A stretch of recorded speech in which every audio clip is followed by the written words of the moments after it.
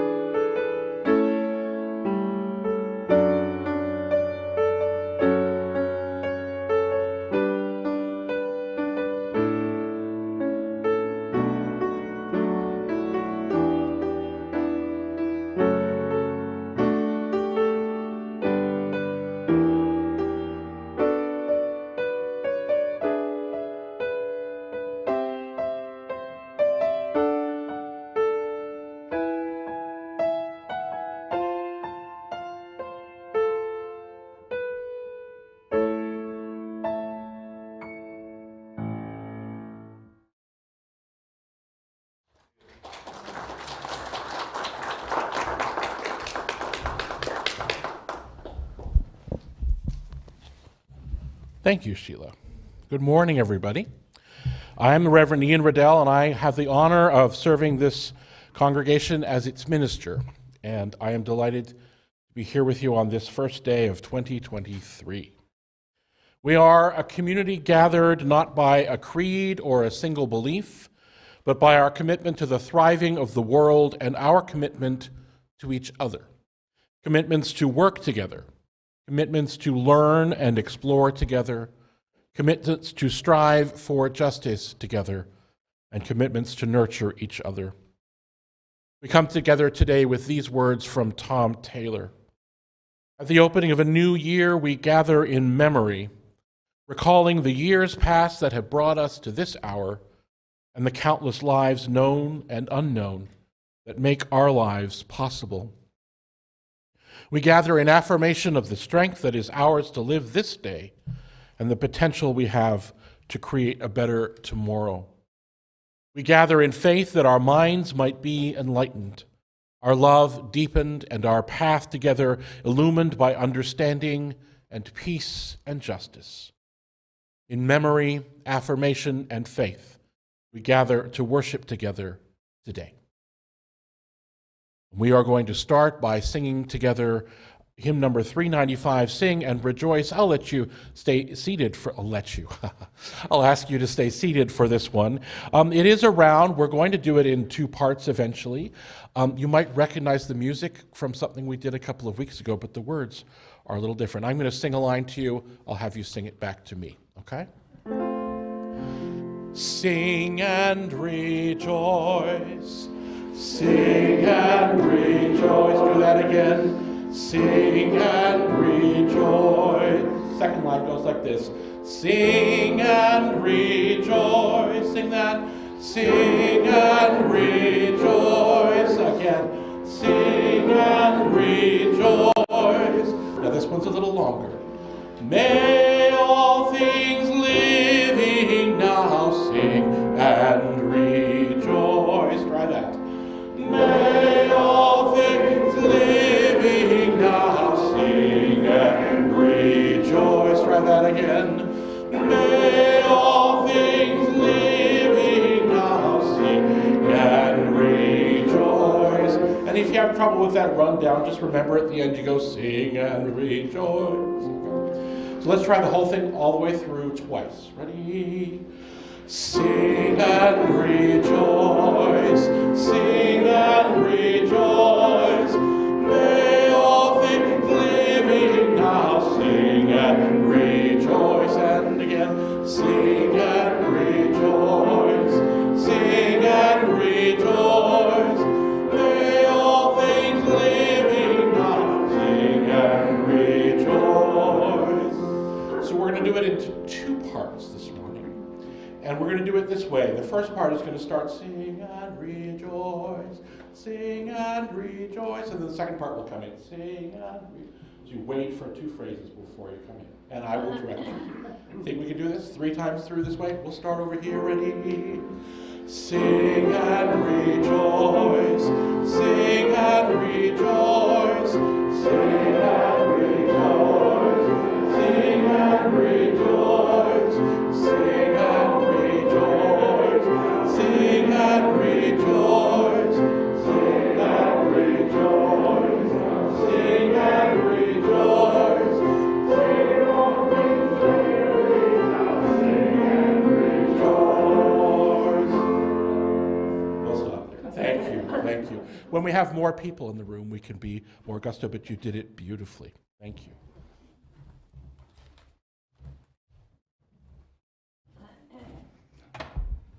And now please join me as we light our chalice. May love be the spirit of this church. May the quest for truth be its sacrament and service be its prayer.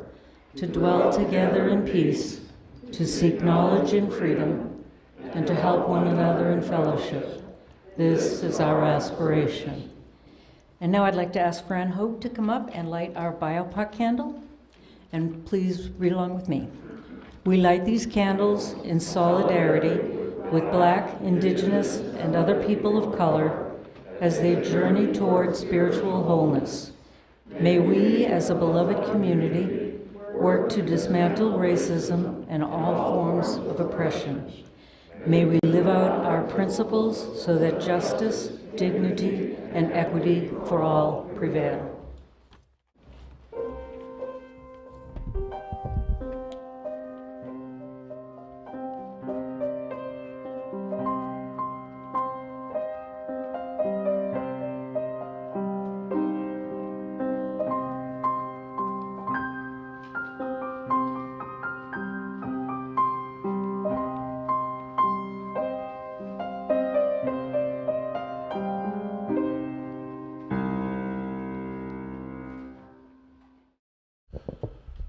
We're going to do a ritual in 3 parts this morning, and we're going to begin by this remembering of the old year and remembering the old year in gratitude. So I invite you to be comfortable in your seats. You can open your eyes or keep them closed, rest your hands in your lap, and just breathe. Breathe as deeply as you can with those masks on. And just breathe quietly for a moment. I want you to cast your mind back to the year that just ended. Think back on the whole year. And turn your thoughts to those things which happened, which made you happy. Those things which happened, which gave you hope. Those things that made you connected to other people, feel connected to other people. Think back on those events or moments which gave you strength, which helped you see the beauty in those around you, which helped your neighbors and your kin thrive. Think back on those things you're grateful for. Sometimes those were hard things too, but they were good and worthy of being grateful for. Those things you want to say thank you for, and hold them in your heart quietly as we breathe together into the embracing love of this community.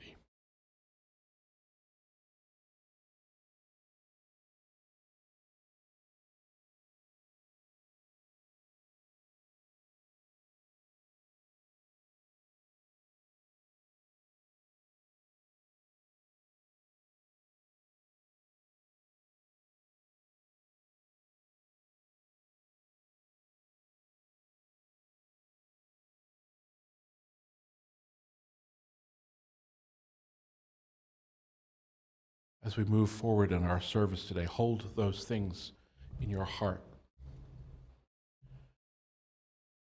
We have come to the beginning of another year, another new year. Now, in the grand scheme of the universe and the cosmos, January 1st is a rather arbitrary point, but we've given it meaning over time. We've built our lives and our culture around the cycle of the year.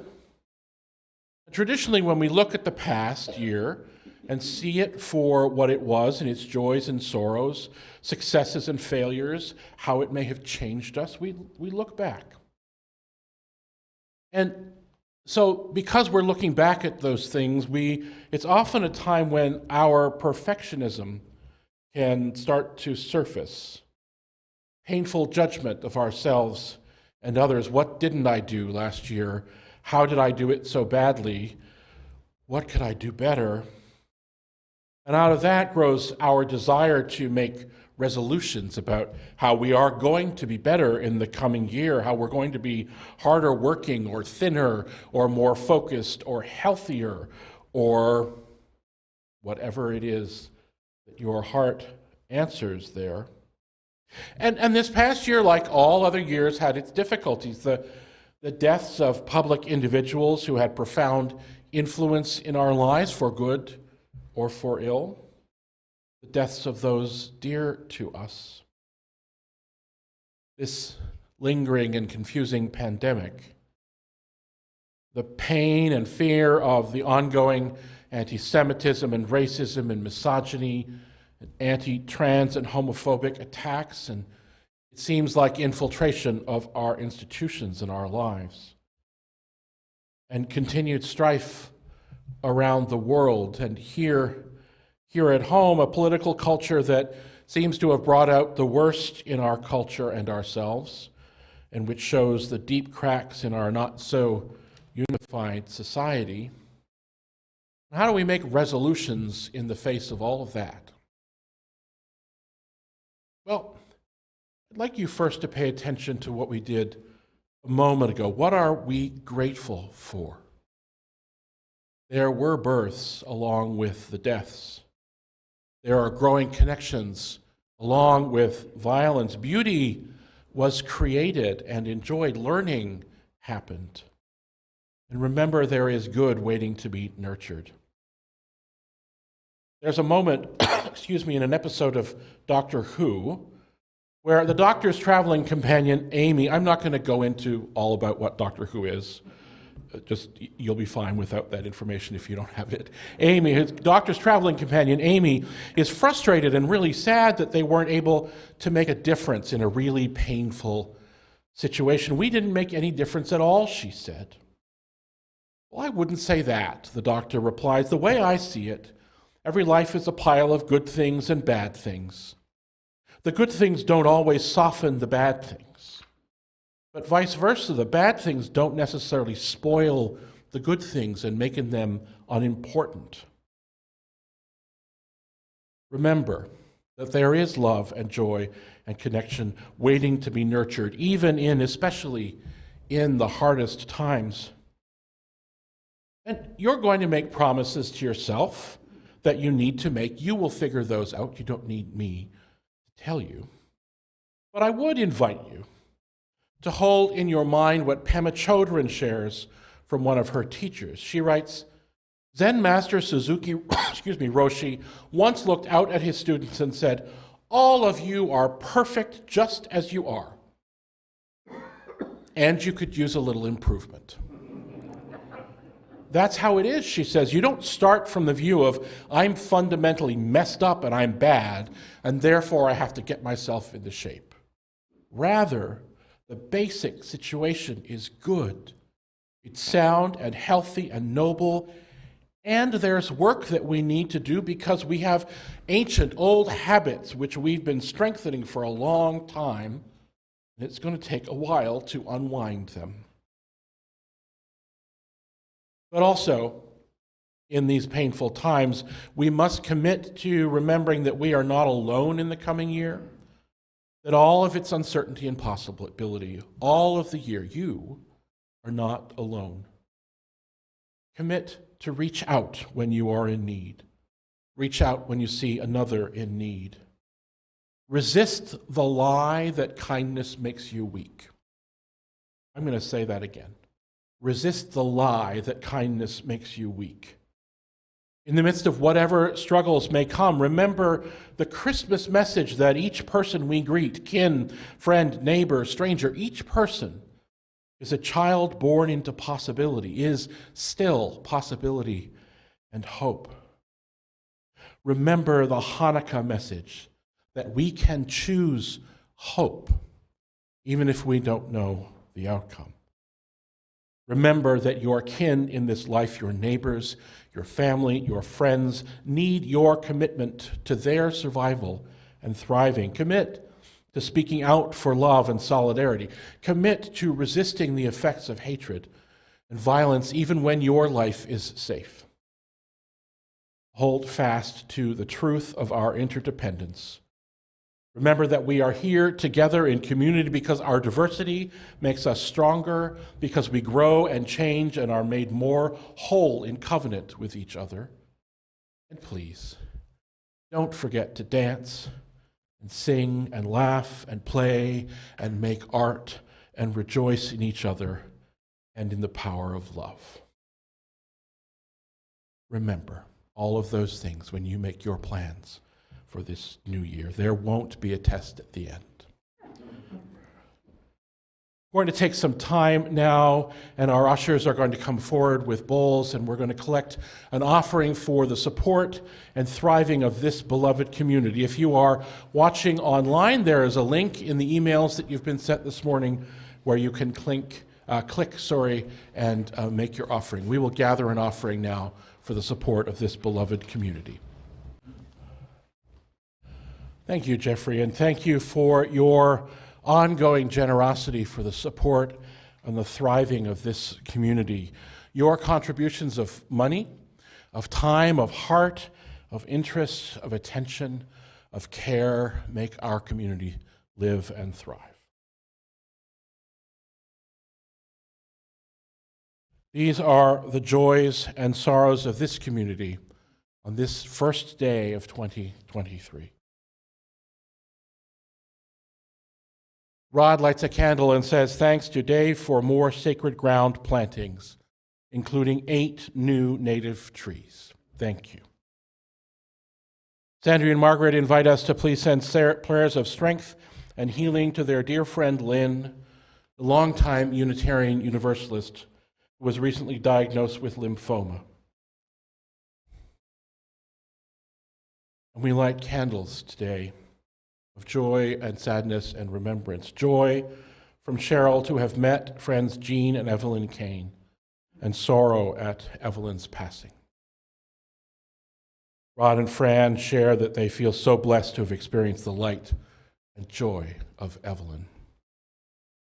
Bill and Joni write that they will miss their friend Evelyn, but feel so blessed to have known her. We are saddened today by the loss of our friend Evelyn, and so we are going to light our memorial candle as a candle of remembrance for Evelyn. Friends, we're pausing at this time in our service to honor our companion in the faith, Evelyn Kane, who died on Friday at home in the loving presence of family. We share our love with Jean and their families today, and each of us will honor Evelyn's life in our own way and find ways to bring art and beauty into the world as she did.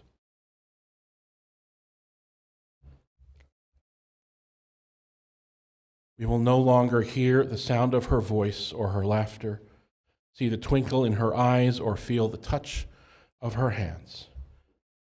And yet we know her spirit lives on in those she touched on her life's journey. So from this chalice of memory and hope and community, we have lit a candle to symbolize how her influence will go on shining in us. In mystery we are born, in mystery we live, and in mystery we die.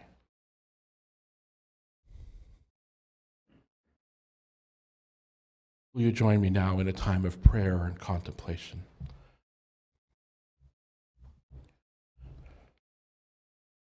Spirit of life, source of joy and love and hope, we gather this morning at the dawning of a new year.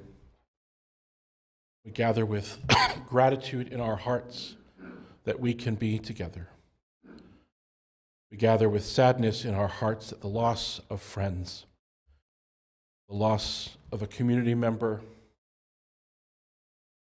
and we gather with worry in our heart for the world around us and hope in our heart that the new year will bring new possibilities. We carry all of these things in ourselves, in our hearts, in our spirits, in our minds.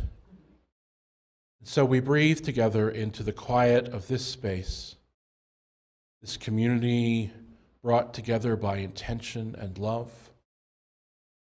And we rest for a moment in the quiet and peace and support of this community and of the love that is broader and deeper, more complex, more rich than we can possibly know, a love that we never earned, but will never be without. And so we pause in quiet in this space together.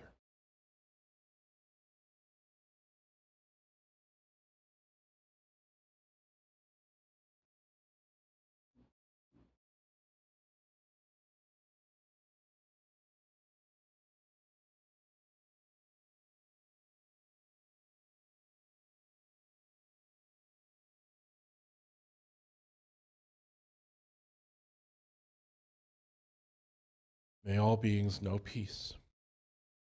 May all beings know an end to suffering. May all beings know love. Will you join your voices together now as we sing our hymns for meditation, Spirit of Life and Fuente de Amor.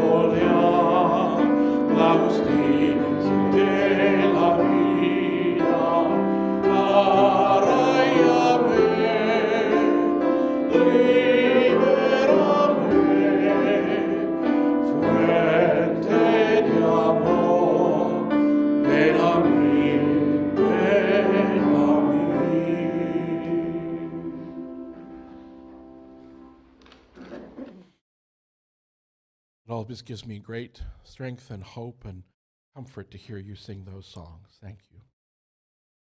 We're going to, step into the second part of our New Year preparations today. And a little while ago, I invited you to remember those things that you were grateful for, that were perhaps hard, but good and grateful, that connected you, that brought you love and hope, those things which you feel like you did well.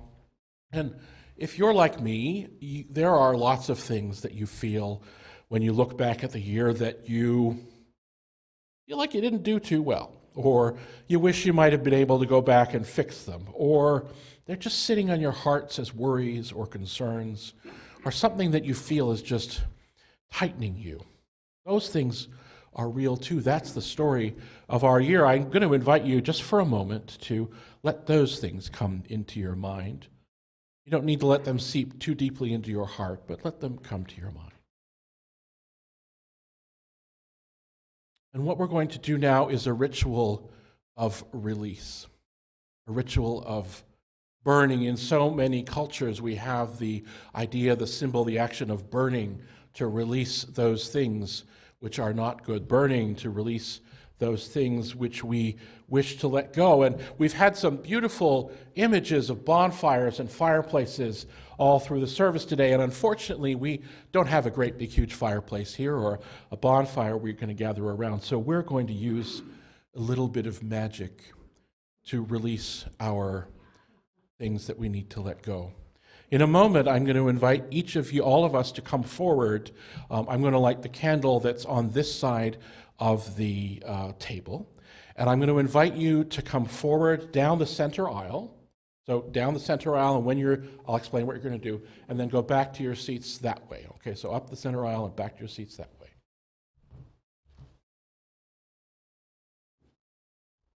And when you get to the front, this is going to take a little time. Jeffrey's going to play some music for us. When you get to the front, I'm going to hand you a little piece of paper and the tongs. The tongs, you need to hold them a little tightly, and you're going to do this with them.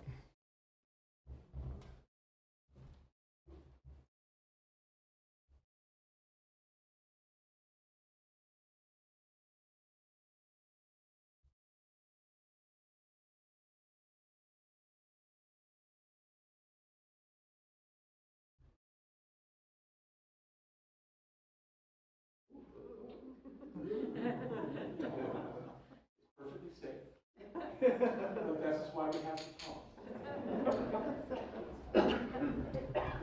Those of you who are at home, I would invite you to imagine those things which you want to let go of. Perhaps you can write them on a piece of paper and burn it in your fireplace if you have one, or your backyard in a bowl, or drop it in a bucket of water and let it soak away.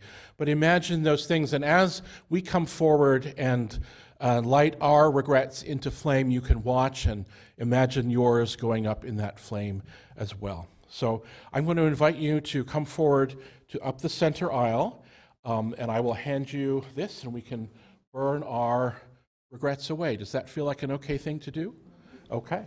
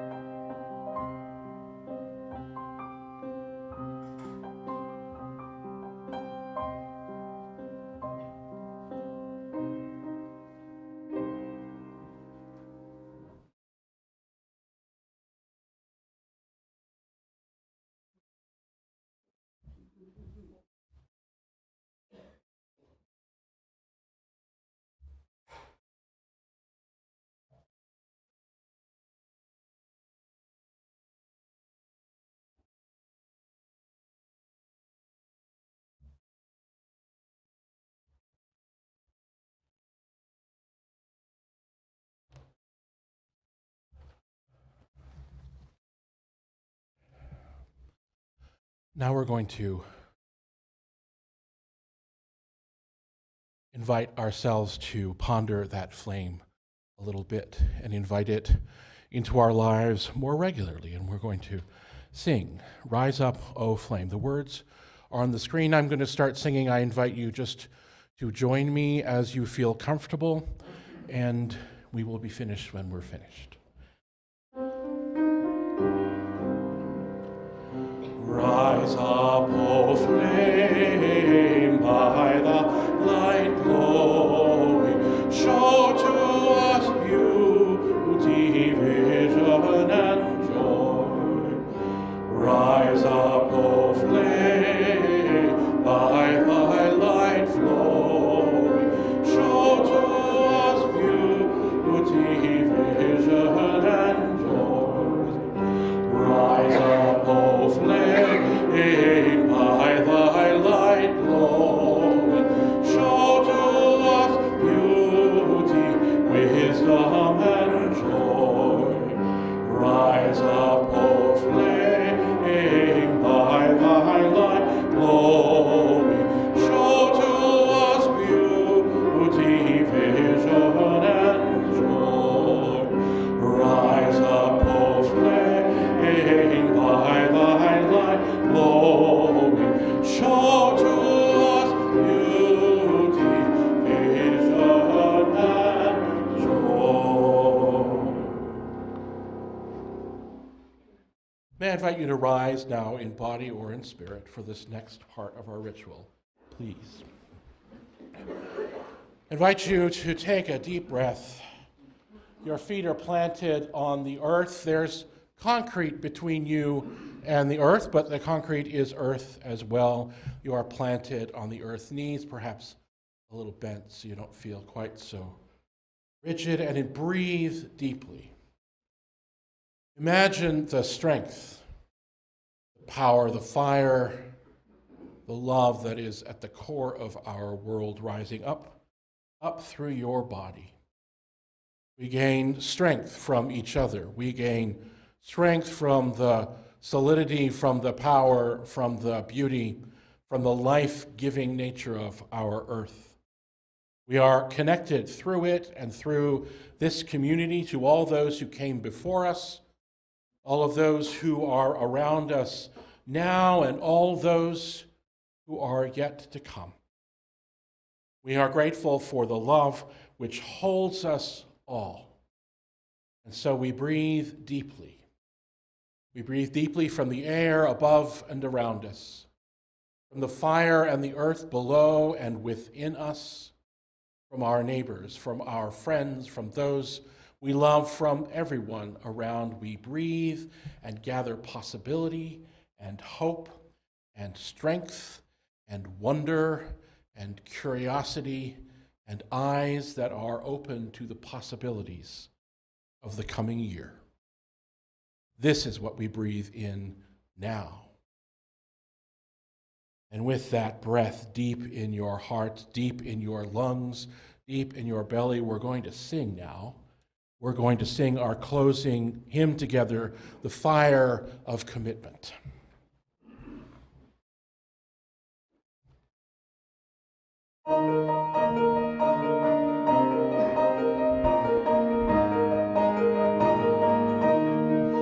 From the light of days remembered burns a beacon bright and clear, guiding hands and hearts and spirits into faith set free from fear. When the fire of commitment sets our mind and soul ablaze, when our hunger and our passion meet to call us on our way, when we live with deep assurance of the flame that burns within, then our promise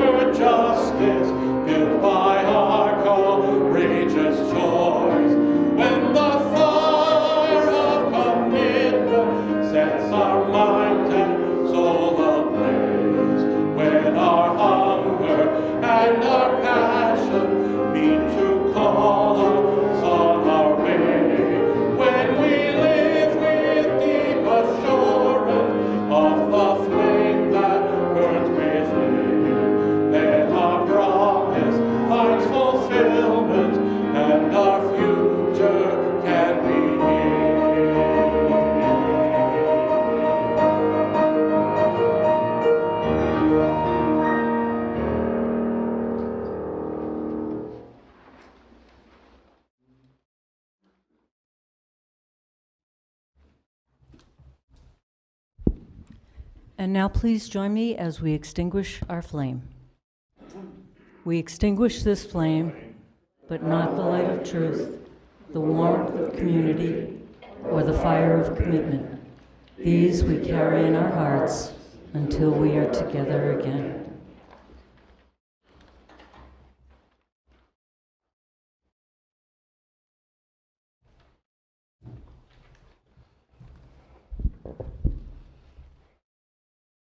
Friends, as we depart from this place, ready to journey out into a new year, we hold the fire of our chalice, the fire of these candles, and the fire of this community, and the fire in our hearts. And we remember that all that we have ever loved and all that we have ever been stands with us on the brink of all that we aspire to create. A deeper peace, a larger love, a more embracing hope, and a deeper joy in this life that we all share. Go in peace, my friends, to love and serve the world.